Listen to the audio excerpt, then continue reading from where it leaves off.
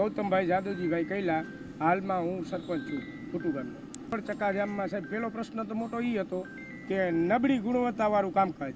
કારણ કે આજ 2 મહિના પહેલાં ગટરમાં ખાડા પડી ગયા હતા, તૂટી ગઈ હતી ગટર. અમે કલેક્ટર સાહેબને, મામલતદાર સાહેબને, R&D વિભાગને બધાને આવેદનપત્ર આપ્યા હતા. છતાં તે પછી એ જે અમે આવેદન દીધું તે પછી 3 દિવસે જે જ્યાં RCC નાખ્યું હતું અહીંયા જ ગટર કાલ રાતે બેસી ગઈ છે અને નબળી ગુણવત્તાવાળું કામ થાય છે. તો એ તંત્રને ધ્યાન દોરવા માટેનું અમારું આ રોડ ચક્કાજામ કરવાનું કારણ મેન મુદ્દો એ હતો. પછી કે ભાઈ અમારા ગામનું 15,000 ગામની વસ્તી છે અને એમાં અમને આપ્યું હતું 3 મીટર બાય 4 મીટરનું અંડરપાસ. તો એ ગામે એક્સેપ્ટ નહોતું કરતું.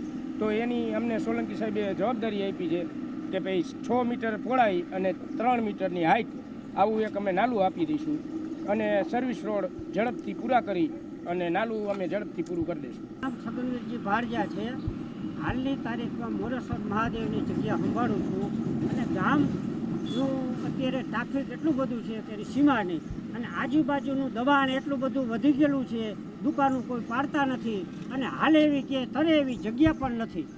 અને બીજું કે આ જે રોડ ઉપર કામ હાલે છે ક્યારે એના કોન્ટ્રાક્ટર કે એના સુપરવાઇઝરો કોઈ દી હાજર રહેતા નથી. એના માણસો ઉપર જ હાલે છે. એ તો ઘણી વખત ચેક કરેલું. સર્વિસ રોડ પૂરો કરવાનો અને નાલું મોટું એક બનાવવાનું અને આ જે સાઈડોમાં હક વગરની દુકાનો બધી છે એ પાડી નાખવા વિનંતી.